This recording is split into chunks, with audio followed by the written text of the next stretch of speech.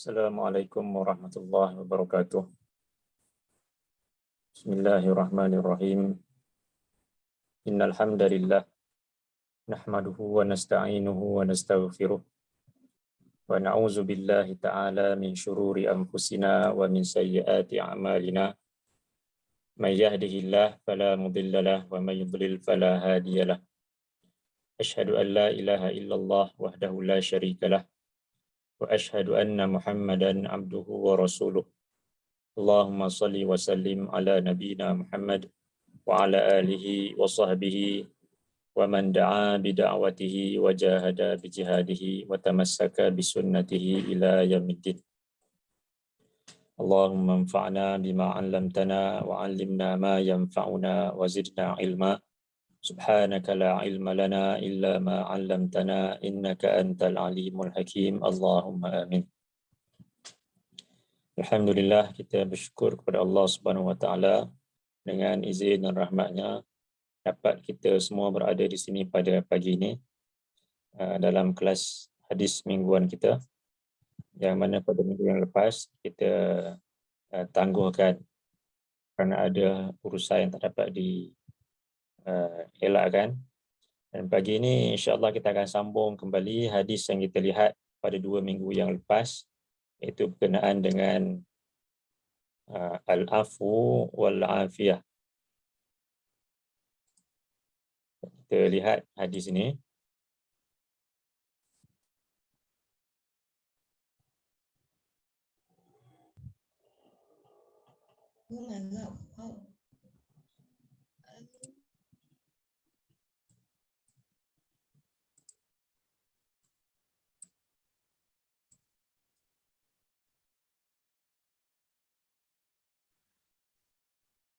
Udah. Dia orang tengah record. Tapi ini tak payah. Ini kasih terbagian sini. Okey dah. Dah. Tak ada.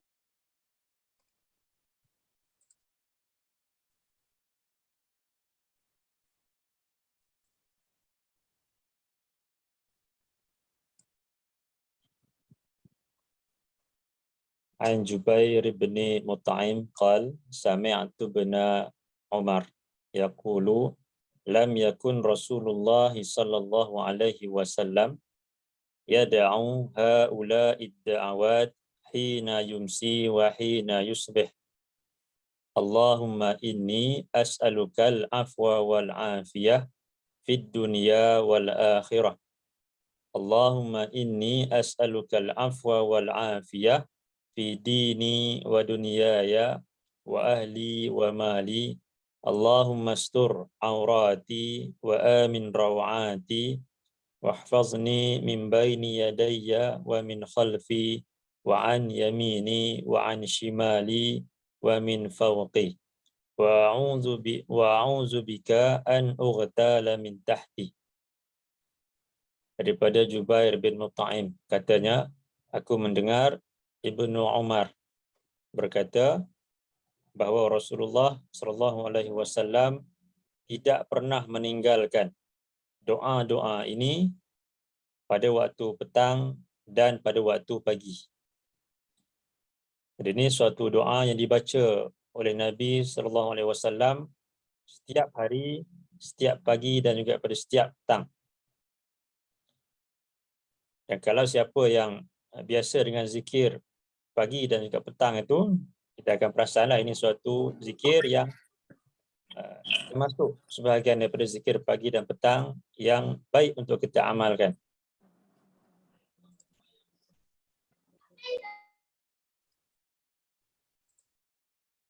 Dan zikir itu Allahumma inni as'alukal afwa wal afiyah.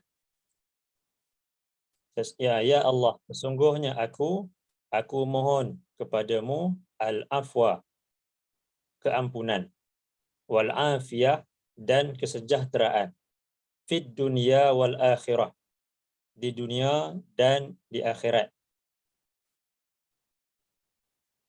Allahumma inni as'alukal afwa wal afiyah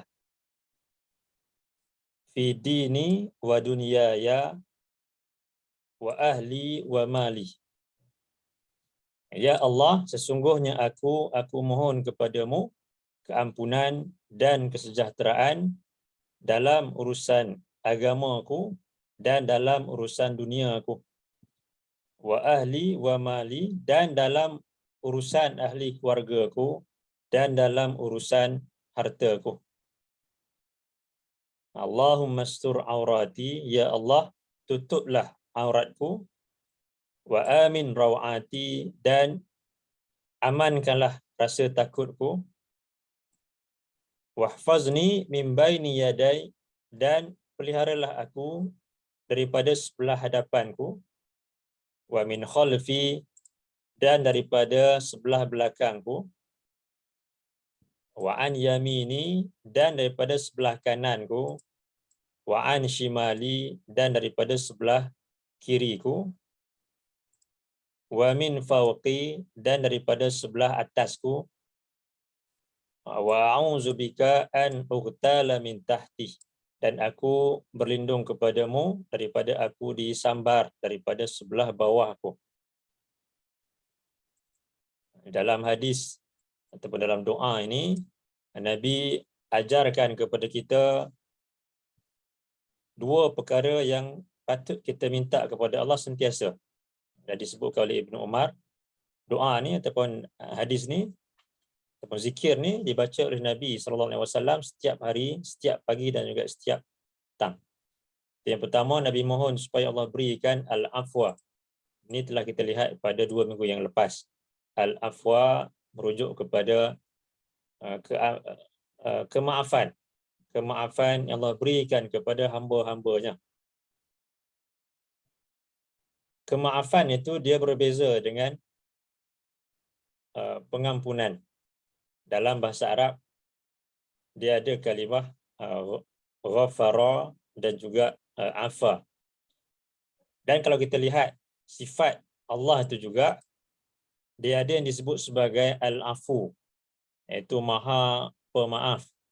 Dan ada juga sifat Allah adalah al-ghafur, iaitu maha pengampun. Bagi kita mungkin kalimah ini nampak macam sama. Kita minta ampun, kita minta maaf. Sedangkan dia ada sedikit perbezaan.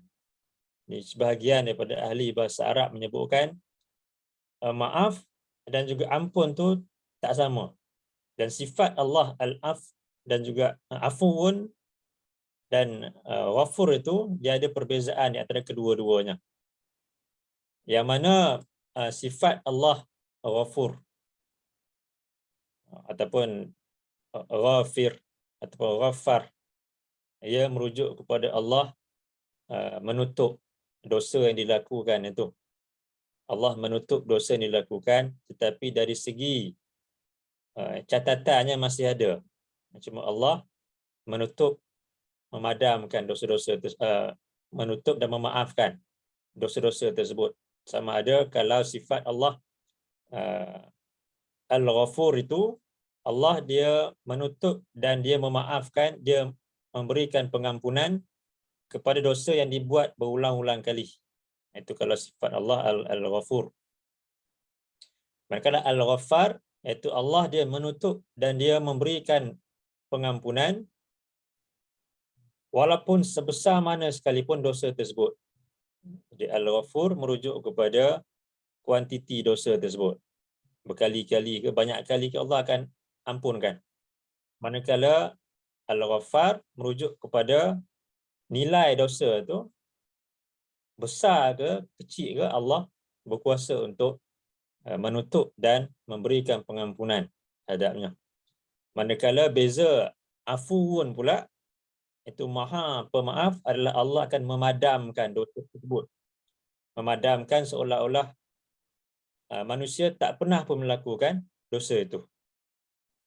Jadi itu perbezaan di antara afu, sifat Allah al-afu, dan juga al-ghafur, al-ghaffar itu. Dan kalau kita lihat antara doa yang Nabi perintahkan untuk dibacakan, khususnya bila masuknya bulan Ramadan, ketika kita mencari Lailatul Qadar, itu Allahumma innaka afuwun. Sebagian riwayat disebutkan Allahumma innaka afuwun karim tuhibbul afwa fa'fu anna. Ya Allah, sesungguhnya Engkaulah Tuhan yang Maha Pemaaf lagi Maha Mulia. Engkau sukakan kemaafan, maka berikanlah kemaafan kepadaku. Jadi ini doa yang Nabi perintahkan kepada Aisyah untuk diucapkan apabila ketika dia mencari malam Lailatul Qadar itu. Jadi itu berkenaan dengan al-afwa yang telah kita lihat pada 2 minggu yang lepas. Pagi ini kita nak lihat perkara yang kedua seperti yang disebutkan dalam hadis ni, iaitu berkenaan dengan al-afiyah. Al-afwa dari segi terjemahan ia adalah kemaafan. Maksudnya Allah memadamkan dosa yang kita lakukan. Di samping dia mengampunkan, dia memadamkan. Di catatan tak ada, seolah-olah tak pernah dilakukan. Kemudian yang kedua, kita minta kepada Allah al-afiyah, iaitu kesejahteraan fid dunia wal akhirah, dalam urusan dunia kita dan juga pada hari akhirat nanti. Kalau kita lihat dalam hadis-hadis Nabi, memang banyak yang menyebutkan tentang kedua-dua perkara ini, al-afwa wal-afiyah, sama ada dalam hadis yang sama seperti hadis ni ataupun dalam hadis yang berasingan. Kadang-kadang setengah riwayat kita jumpa Nabi perintahkan supaya minta al-afwa, seperti yang hadis kita lihat baca tadi, yang biasa kita baca bila bertemu dengan bulan Ramadan mencari Lailatul Qadar. Kita baca innaka afuwun karim tuhibbul afwa fa'fu anni. Itu dalam hadis yang berasingan. Banyak juga hadis yang disebutkan dua-duanya seperti hadis ni. Dalam sebuah lagi hadis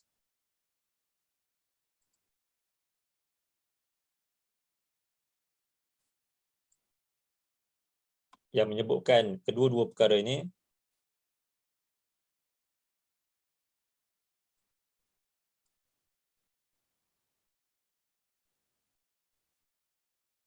fa'atan nabiyya sallallahu alaihi wasallam rajulun faqal ya Rasulullah ayyud du'ai afdal, qala salillahal afwa wal afiyah fid dunya wal akhirah. Thumma atahul ghada faqal ya nabiyallah ayyud du'ai afdal, qala salillahal afwa wal afiyah fid dunya wal akhirah. Fa iza u'tital afiyata fid dunya wal akhirah faqad aflah. Seorang lelaki datang bertemu dengan Nabi SAW, lalu bertanya, ya Rasulullah, wahai Rasulullah, ayyud du'ai afdal, apakah doa yang paling afdal, yang paling utama? Qala, lalu jawab baginda, salillahal afwa wal afiyah fid dunya wal akhirah.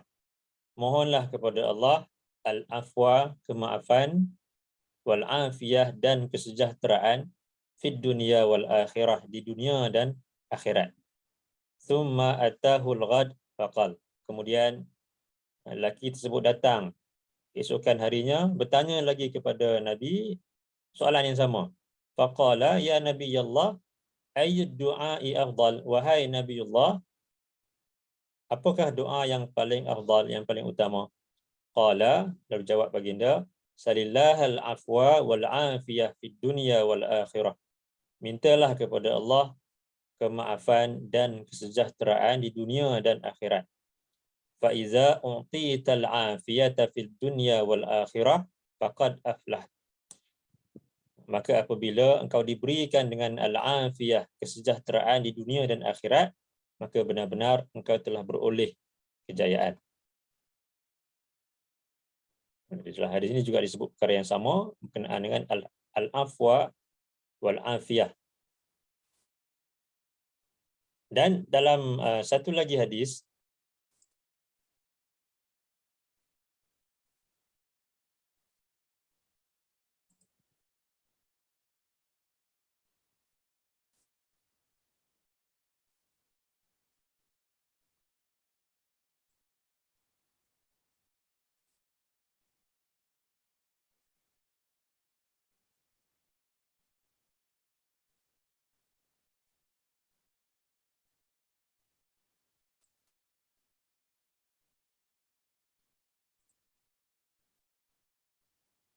Ada yang kata tak dengar audio. Boleh dengar ke? Boleh ya? Saya dengar. Dengar, okey. Baik.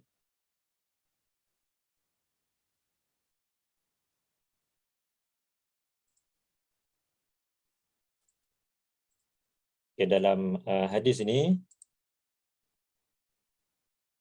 daripada Al-Abbas.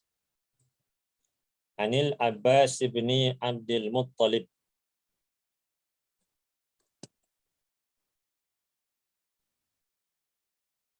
Anil Abbas ibni Abdul Muttalib qal qultu ya Rasulullah allimni syai'an.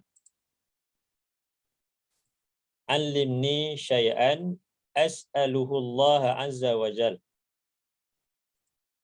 Qala salillah al-afiyah. Famakastu ayyaman thumma ji'tu faqultu ya Rasulullah allimni syai'an as'aluhu Allah. Faqala li ya Abbas ya amma Rasulillah salillah al-afiyah fid dunya wal akhirah. Daripada Al-Abbas bin Abdul Muttalib. Al-Abbas bin Abdul Muttalib iaitu salah seorang daripada bapa saudara Nabi SAW, abang kepada bapa baginda. Jadi Abbas bertemu dengan Nabi, kemudian beliau berkata, ya Rasulullah, allimni syai'an as'aluhu Allah azza wa jal. Wahai Rasulullah, ajarkanlah kepada aku suatu doa yang untuk aku minta kepada Allah azza wa jal. Qala salillah al-afiyah. Kemudian jawab baginda, mintalah kepada Allah al-afiyah, kesejahteraan. Famakastu ayyaman thumma ji'tu. Kemudian kata Abbas, aku tinggal di situ beberapa hari, kemudian aku datang kembali bertemu dengan Nabi. Fakultu, lalu aku berkata, ya Rasulullah, wahai Rasulullah, allimni syai'an as'aluhullah. Ajarkanlah kepadaku suatu doa untuk aku minta kepada Allah. Faqala li ya Abbas. Lalu Nabi bersabda kepadaku, wahai Abbas, ya amma Rasulillah, wahai pakcik Rasulullah, salillah al-afiyah fid dunya wal akhirah. Mintalah kepada Allah al-afiyah, kesejahteraan di dunia dan akhirat. Di dalam hadis ni, Abbas itu pakcik Nabi, orang yang Nabi sayang. Kerana Nabi menyebutkan dalam sebuah hadis, kedudukan pakcik itu sama seperti bapa. Ini orang yang pakcik, orang yang Nabi sayang, pakcik Nabi ni, Nabi ajarkan suatu doa yang antara yang terbaik, iaitu meminta kepada Allah supaya dikurniakan dengan al-afiyah. Dan Abbas bertemu dengan Nabi bukan sekali, tapi beberapa hari selepas tu dia datang lagi bertanya dengan Nabi. Kok mungkin Nabi ajarkan pula doa yang lain, tapi tidak, Nabi sebutkan perkara yang sama kepada Al-Abbas, iaitu mintalah kepada Allah al-afiyah di dunia dan juga akhirat. Jadi ini menunjukkan bahawasanya al-afwa wal-afiyah itu merupakan perkara yang penting, yang wajib untuk kita minta kepada Allah supaya kita dikurniakan dengan kemaafan, iaitu kita dipadamkan dosa-dosa kita, kemudian kita dikurniakan dengan al-afiyah, kesejahteraan di dunia ini, apatah lagi, lebih-lebih lagi pada hari akhirat nanti. Kalau kita kembali kepada hadis yang utama yang kita baca tadi,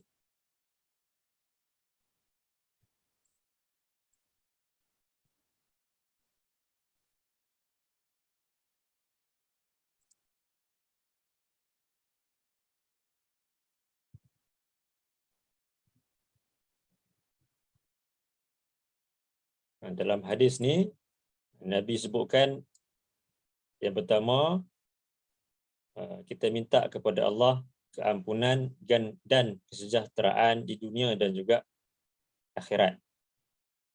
Kemudian seterusnya Nabi sebut lagi di sini, as'alukal afwa wal afiyah fi dini. Nabi dahulukan urusan agama yang tadi di dunia dan juga akhirat, dan kemudian Nabi sebut pula al-afwa wal afiyah fi dini, dalam urusan agama. Kerana yang paling penting bagi seorang muslim itu adalah supaya Allah berikan kesejahteraan kepada dirinya, bukan sekadar hanya sihat dari segi tubuh badan ataupun mungkin memudahkan urusan dunianya, tetapi yang lebih penting sekali adalah Allah berikan kesejahteraan dalam urusan agamanya itu. Kerana urusan agama itu merupakan perkara yang paling penting bagi seorang muslim. Kalaulah seorang muslim itu urusan agamanya selamat dan juga sejahtera, dia akan mendapat kebahagiaan di dunia ini dan juga di hari akhirat nanti. Tetapi kalau urusan dunianya saja sejahtera, belum tentu lagi akhirat dia akan sejahtera dan juga selamat. Jadi sebab itu dalam hadis ni Nabi dahulukan as'alukal afwa wal afiyah fi dini wa dunyaya. Nabi sebut dulu urusan agama dan kemudian barulah urusan dunia itu. Kesejahteraan dalam urusan agama ni apabila seseorang itu mendapat petunjuk daripada Allah. Mendapat petunjuk daripada Allah, tidak tersesat daripada jalan yang lurus, tidak meninggalkan Al-Quran, kitab yang Allah turunkan, tidak meninggalkan sunnah Nabi SAW. Jadi inilah antara disebutkan sebagai makna kepada al-afiyah fi dini. Al-afwa wal-afiyah fi dini. Kemaafan daripada Allah dan kesejahteraan dalam urusan agama kita. Yang mana kalau kita lihat, Allah menyebutkan sebahagian manusia yang tak diberikan dengan kesejahteraan di dunia ni apabila mereka meninggalkan kitabullah.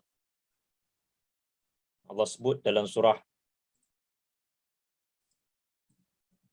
43 ayat 36,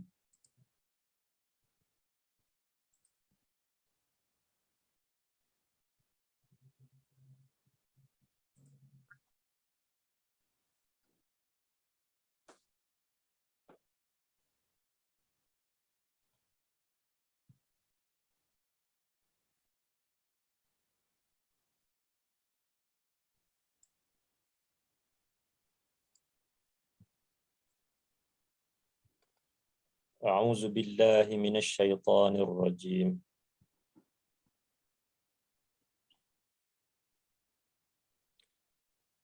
وَمَنْ يَعْشُ عَنْ ذِكْرِ الرَّحْمَنِ نُقَيِّضْ لَهُ شَيْطَانًا فَهُوَ لَهُ قَرِينٌ وَإِنَّهُمْ لَيَصُدُّونَهُمْ عَنِ السَّبِيلِ وَيَحْسَبُونَ أَنَّهُمْ مُهْتَدُونَ حتى إذا جاءنا قال يا ليت بيني وبينك بعد المشرقين فبئس القرين.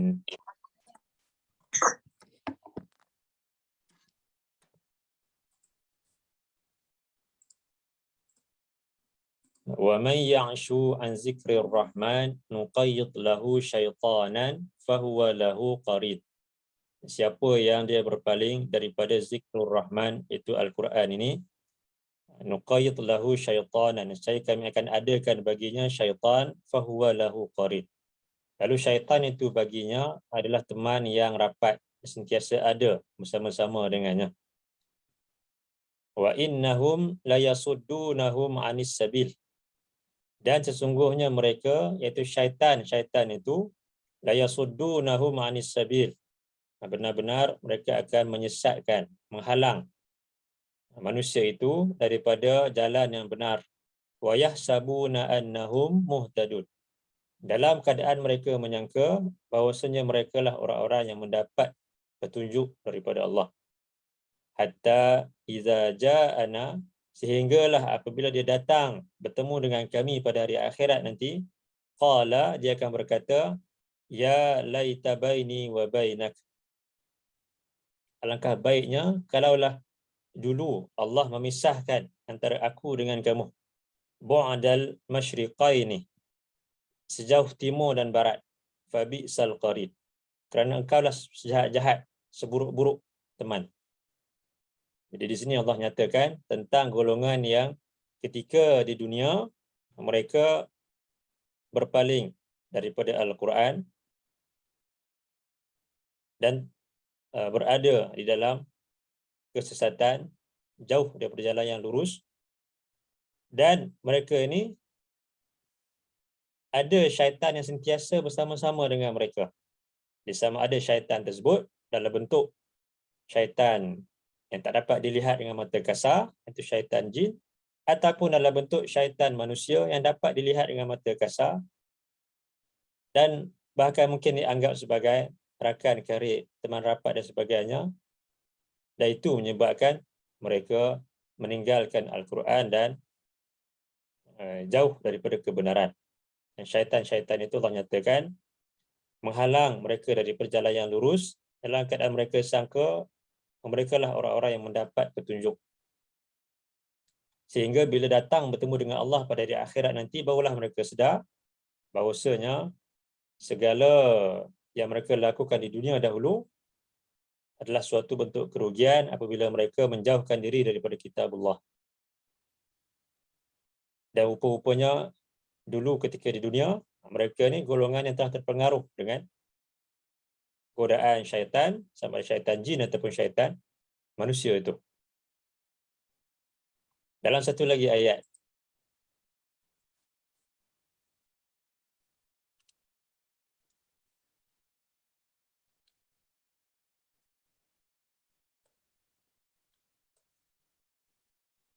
Allah sebut dalam surah 25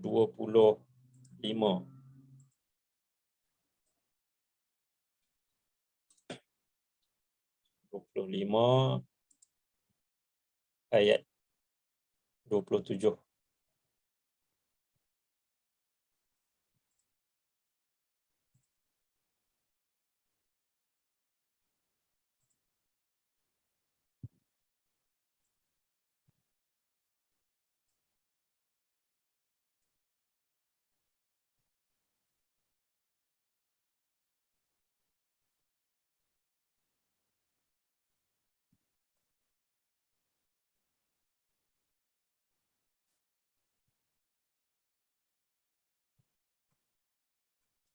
A'udzu billahi minasyaitonir rajim. Wa yawma ya'addu adh-dhalimu 'ala yadayhi yaqulu ya laitani ittakhadhtu ma'ar rasuli sabila. Ya wailata laitani lam attakhidh fulanan khalila. Laqad adallani 'anil dhikri ba'da idh ja'ani. Wa kana asy-syaitanu lil insani khadhula. Wa qala ar-rasulu ya rabbi inna qaumi ittakhadhu hadzal qur'ana mahjura.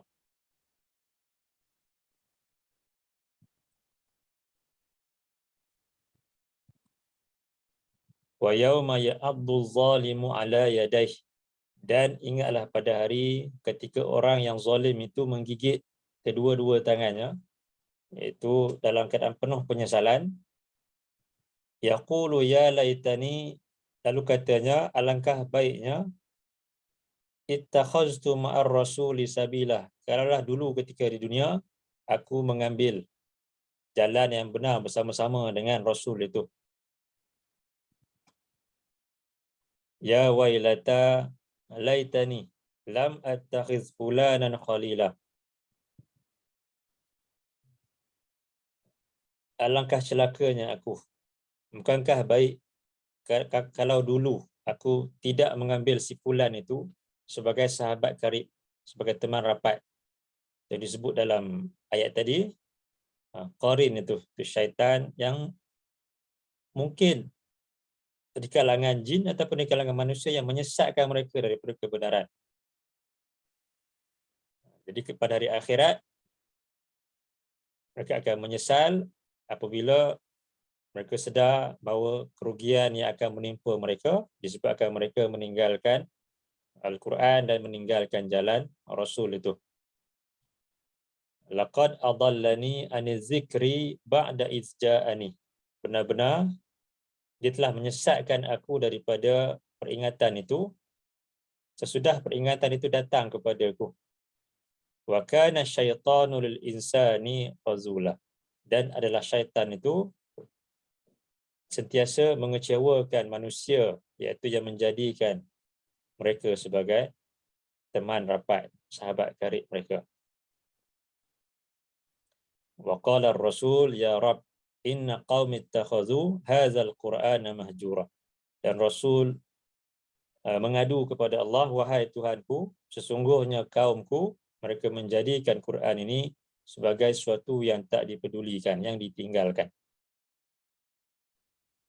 Jadi ini punca manusia tidak mendapat al-afwa dan juga al-afiyah di dunia dan juga akhirat apabila mereka meninggalkan Al-Quran dan mereka meninggalkan jalan Rasul itu. Disebab itu Nabi dalam hadis tadi, Nabi dahulukan as'alukal afwa wal afiyah fi dini. Aku mohon kepadamu kemaafan dan kesejahteraan dalam urusan agamaku. Bila sebut urusan agama, maka ia mesti berbalik kepada dua perkara yang utama, iaitu Al-Quran dan juga Rasul ataupun As-Sunnah itu. Kalau manusia meninggalkan kedua-dua perkara ini, maka tentulah dia tak akan selamat di dunia dan juga di akhirat. Walaupun mungkin di dunia ini Allah kurniakan pelbagai bentuk nikmat kepada mereka. Dan golongan yang meninggalkan Al-Quran dan juga As-Sunnah itu akan ditimpa dengan penyakit, iaitu penyakit syubhat dan juga syahwat. Syubhat itu merujuk kepada penyakit yang berkaitan dengan keyakinan. Di manusia, bila mereka meninggalkan Al-Quran, mereka meninggalkan sunnah Rasul, maka akan timbul penyakit syubhat, iaitu seperti kufur kepada Allah, kafir kepada Allah. Allah sebut dalam surah 9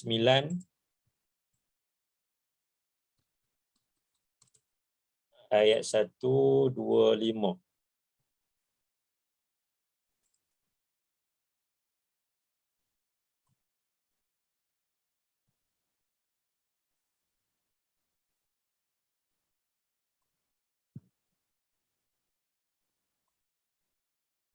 Kalau tengok daripada dalam ayat sebelum tu lagi,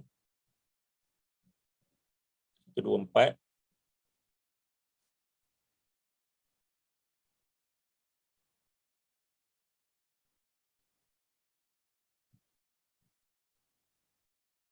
A'udzu billahi minasyaitonir rajim.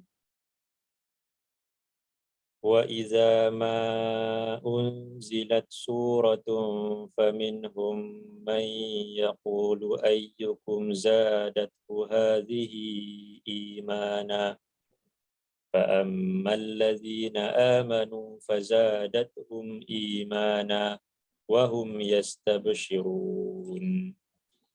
وَأَمَّا الَّذِينَ فِي قُلُوبِهِمْ مَرَضٌ فَزَادَتْهُمْ رِجْسًا إِلَى رِجْسِهِمْ wa matu wa hum kafirun. Wa idza ma unzilat suratun faminhum man yaqulu ayyukum zadathu hadhihi imana.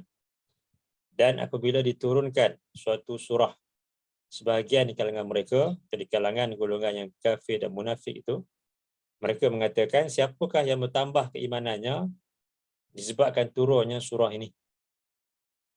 Dalam keadaan mereka memperolok-olokkan ayat-ayat Allah, mereka mengatakan, siapakah yang beriman, yang bertambah keimanan mereka dengan turunnya ayat ini?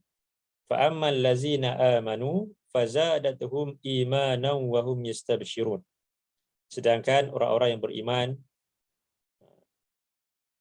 bertambah keimanan mereka apabila turunnya surah ataupun turunnya ayat-ayat daripada Allah dibacakan kepada mereka atau mereka membacanya, maka akan menambahkan keimanan mereka. Wa hum yastabshirun, dan mereka berasa bergembira dengan ayat-ayat Allah itu. Wa ammal ladzina fi qulubihim maradun fazadatuhum rijsan ila rijsihim. Adapun orang-orang yang dalam hati-hati mereka ada penyakit, maka turunnya ayat-ayat itu menambahkan lagi kekotoran yang sedia ada pada dalam diri mereka. Wa matu wa hum kafirun, dan mereka mati dalam keadaan mereka orang-orang yang kafir kepada Allah. Jadi golongan yang meninggalkan Al-Quran, yang tak suka kepada Al-Quran, jadi akan ditimpa dengan penyakit kufur ataupun kafir. Itu yang pertama. Bila mereka ditimpa dengan penyakit ini, maka tentulah mereka tak akan dapat kesejahteraan di dunia ni dan juga di hari akhirat nanti. Walaupun mungkin dilihat mendapat nikmat yang banyak ketika di dunia ni.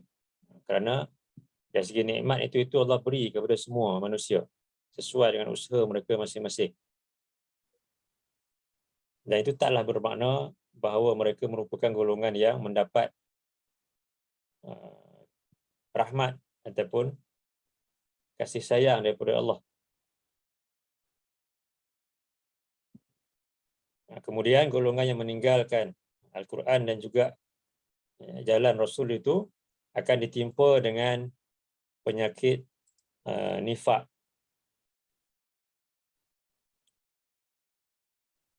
Allah sebut dalam surah 2 ayat yang ke-10.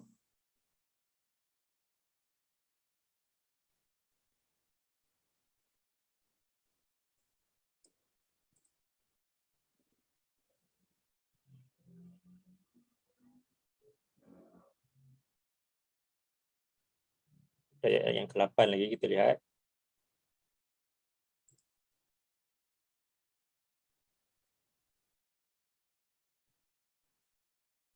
A'udzu billahi minasyaitonir rajim. Wa minan nasi man yaqulu amanna billahi wa bil yaumil akhir wa ma hum bimu'minin. يخادعون الله والذين آمنوا وما يخدعون إلا أنفسهم وما يشعرون في قلوبهم مرض فزادهم الله مرضا ولهم عذاب أليم بما كانوا يكذبون. Wa minan nasi man yaqulu amanna billah wa bil yaumil akhir. Dan sebahagian manusia ada yang mengatakan kami beriman kepada Allah dan kepada hari akhirat. Wa ma hum bimu'minin. Sedangkan tidaklah mereka itu orang-orang yang beriman. Yukhadi'una Allah wallazina amanu. Mereka hendak menipu Allah dan orang-orang yang beriman. Wa ma yakhda'una illa anfusahum wa ma yash'urun. Sedangkan tidak lain mereka menipu melainkan hanyalah diri-diri mereka sendiri, wa ma yash'urun, dalam keadaan mereka tidak sedar. fi qulubihim maradun fazadahumullahu marada. Di dalam hati-hati mereka ada penyakit, lalu Allah menambahkan lagi penyakit dalam hati mereka itu. Walahum azabun alimum bima kanu yakzibun. Dan bagi mereka siksaan yang pedih disebabkan apa yang mereka dustakan. Jadi ada sebahagian manusia yang mengaku mereka beriman kepada Allah, tapi sebenarnya di sisi Allah mereka ini golongan yang munafik, yang ditimpa dengan penyakit nifak itu. Kemudian golongan yang meninggalkan Al-Quran dan juga jalan Rasul itu akan ditimpa dengan penyakit tak yakin kepada Allah dan juga Rasul. Allah sebut dalam surah 33 ayat yang ke-12.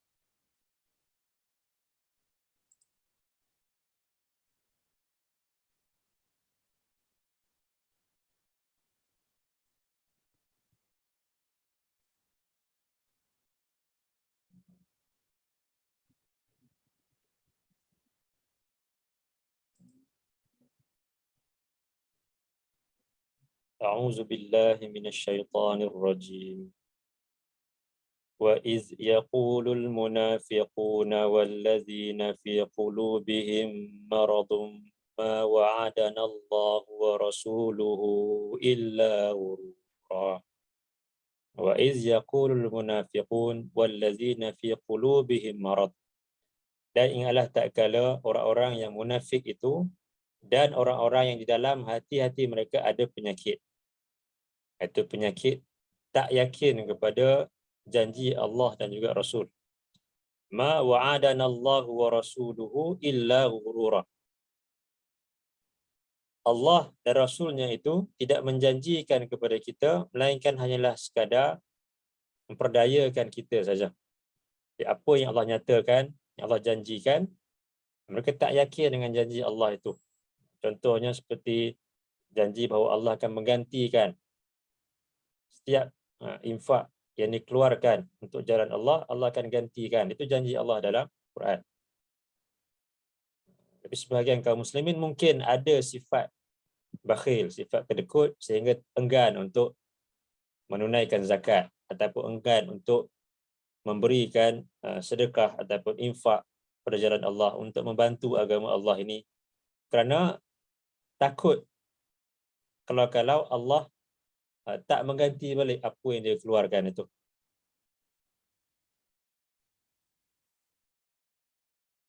Jadi ini penyakit tak yakin kepada janji Allah dan juga Rasul. Kemudian begitu juga seperti yang disebut dalam hadis, contohnya orang-orang yang keluar untuk menuntut ilmu, Allah berikan dengan pelbagai kelebihan. Allah akan permudahkan jalannya untuk menuju ke syurga. Kemudian disebutkan pula kelebihan orang-orang yang mengajarkan kebaikan kepada orang yang lain akan dimohon keampunan oleh oleh semua penduduk langit dan juga bumi. Semut di dalam sarang, bahkan ikan di lautan akan mendoakan kepada orang-orang yang mengajarkan kebaikan kepada orang yang lain. Jadi ini antara janji-janji Allah kepada manusia, begitu juga janji-janji Rasul dalam hadis-hadis baginda kepada golongan yang beriman yang melaksanakan perintah-perintah Allah itu. Tapi sebahagian kaum muslimin mungkin disebabkan merasa susah ataupun tak percaya dengan janji itu, mereka tak melaksanakannya. Dan mereka ditipu dengan penyakit tak yakin itu. Yang kemudian golongan yang meninggalkan Al-Quran dan juga As-Sunnah itu akan ditimpa dengan penyakit ghulu, berlebih-lebihan dalam agama ini. Allah sebut dalam surah 5 ayat 77.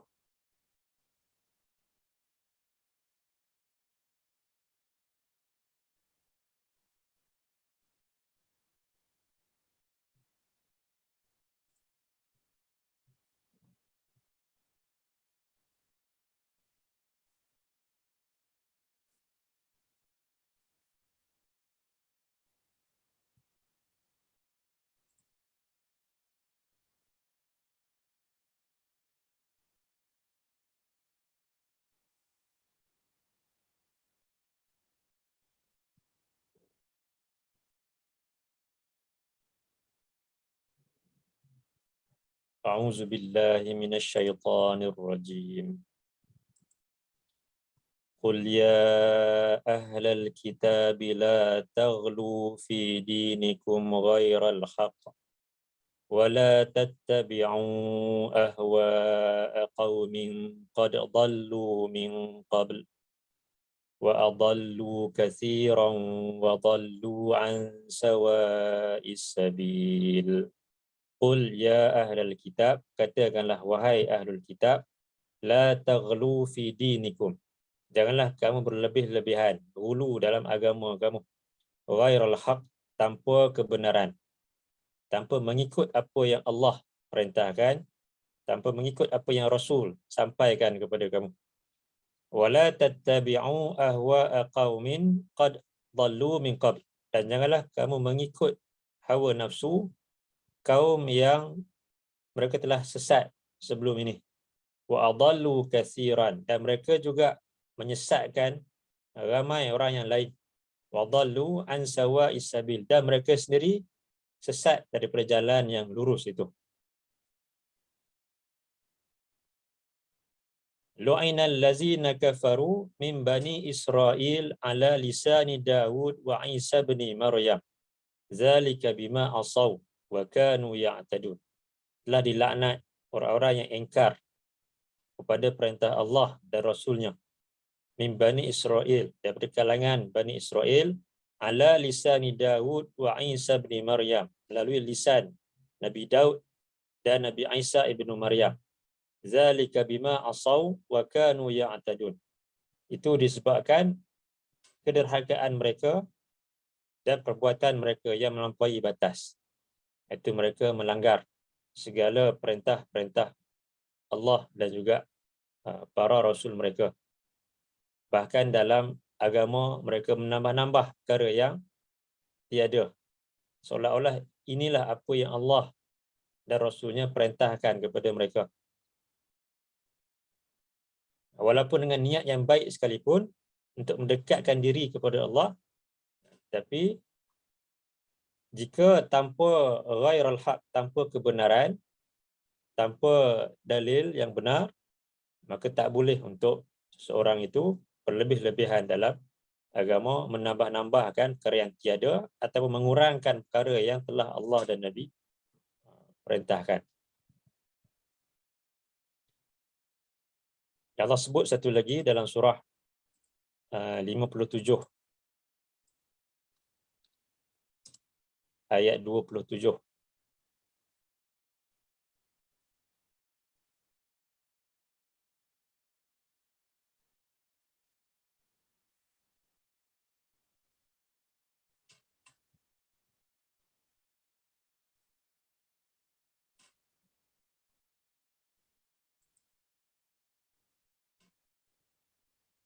A'udzu billahi minasyaitonir rajim. ثم قفينا على آثارهم برسلنا وقفينا بعيسى بن مريم وآتيناه الإنجيل وجعلنا في قلوب الذين اتبعوه رأفة ورحمة ورهبانية ابتدعوها ما كتبناها عليهم إلا ابتغاء رضوان الله فما رعوها حق رعايتها فآتينا الذين آمنوا منهم أجرهم وكثير منهم فاسقون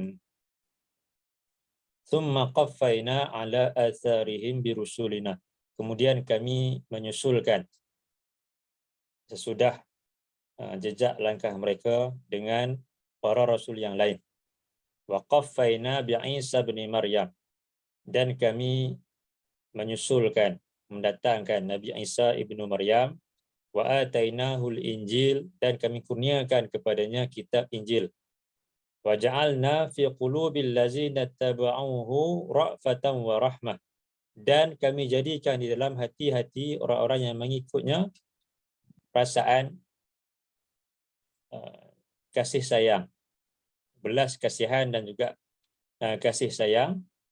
Warahbaniyatan ibtada'uha, Dan kemudian mereka mengada-adakan, menambah-nambah dalam agama mereka perkara rahbaniyah, itu kerahiban. Menambah-nambahkan ibadat yang Allah tak perintahkan pun kepada mereka dan Nabi mereka tak sampaikan pun, tak tunjukkan pun kepada mereka, tapi mereka menambah-nambahkan. Ma katabnaha alaihim, yang kami tidak perintahkan pun ke atas mereka, illa btigha'a ridwanillah, melainkan mereka buat perkara itu untuk mencari keridaan Allah. Fama ra'auha haqqa ri'ayatiha, lalu mereka tidak memeliharanya dengan sebenar-benar pemeliharaan. Apabila seorang itu sibuk dengan perkara yang diada-adakan ataupun disebut sebagai bid'ah, itu ibtada'uha, mereka melakukan perkara-perkara yang baru diada-adakan, maka tentulah perkara yang memang benar-benar sunnah itu akan ditinggalkan.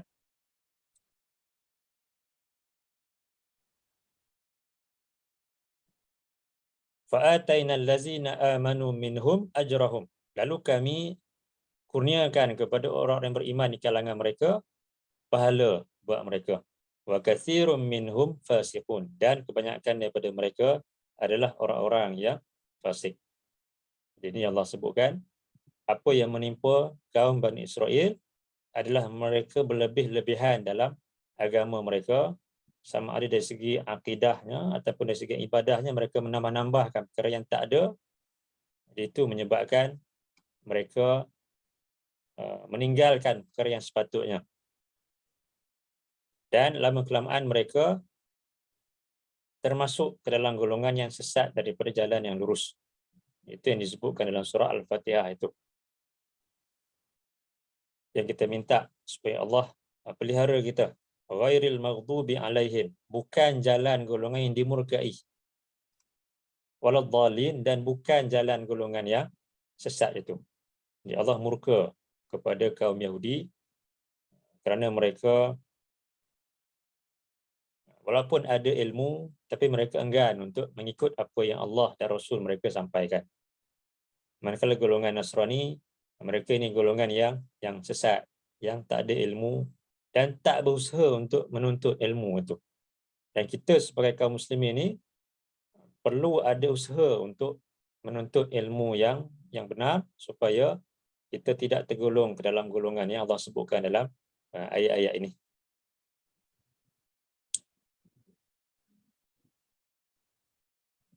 Jadi apa yang disebutkan dalam hadis ini,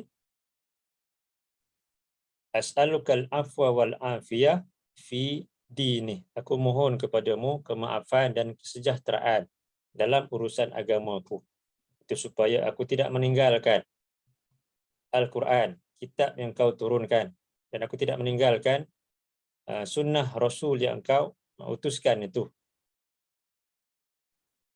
Dan caranya adalah dengan kita berusaha untuk mempelajari kedua-dua perkara ini, Al-Quran dan juga sunnah itu. Dan kemudian Allah sebutkan dalam surah 10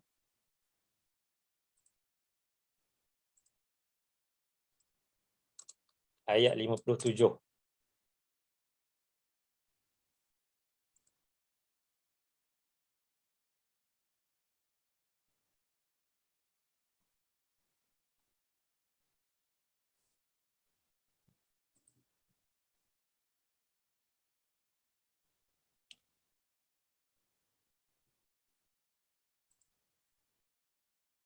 A'udzu billahi minasyaitonir rajim. Ya ayyuhan nasu qad ja'atkum maw'izatun mir rabbikum qad ja'atkum maw'izatun mir rabbikum wa shifaa'un lima fis sudur wa shifaa'un lima fis suduri wa hudan wa rahmatul lil mu'minin.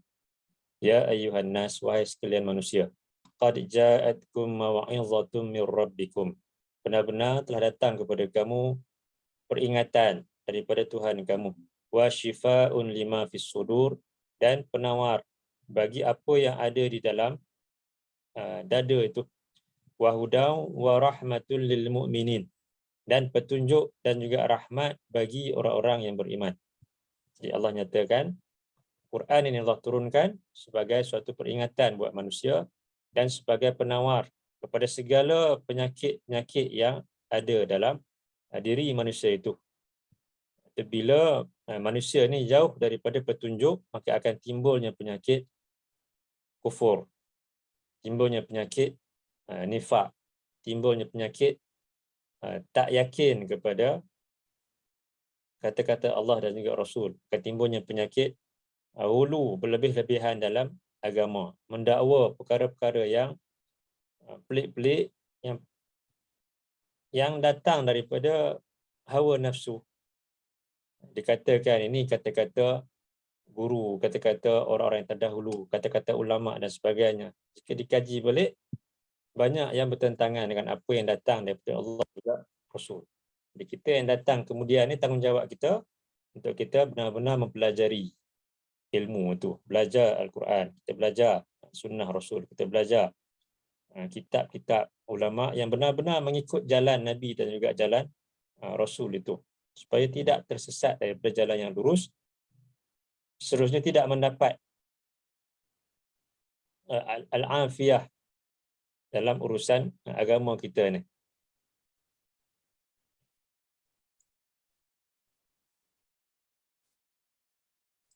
Baik.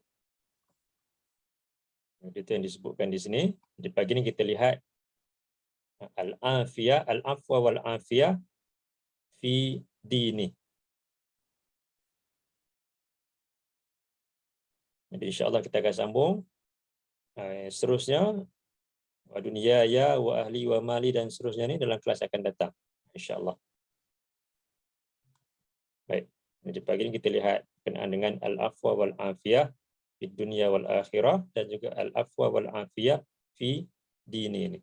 Yang mana golongan yang Allah kurniakan kemaafan dan juga kesejahteraan dalam urusan agamanya, inilah golongan yang akan selamat di dunia dan juga akhirat. Sebab tu Nabi sebut yang ni dulu. Kemudian baru disebutkan berkenaan dengan dunia, ahli keluarga, harta benda dan sebagainya. Kerana golongan yang diberikan al-afwa wal afiyah dalam urusan agama ini pasti akan selamat di dunia dan juga akhirat. Baik. Jadi insya-Allah kita akan sambung lagi dalam kelas akan datang. Sebelum kita akhiri, ada apa-apa ke?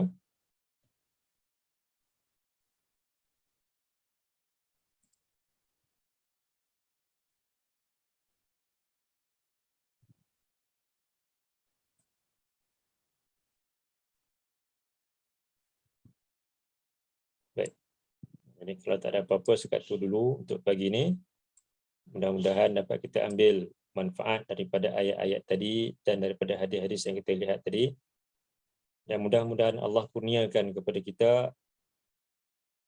kemaafan, iaitu dipadamkan segala dosa-dosa kita dan dikurniakan dengan al-afiyah, kesejahteraan dalam urusan dunia dan juga akhirat kita, khususnya dalam urusan agama kita ni.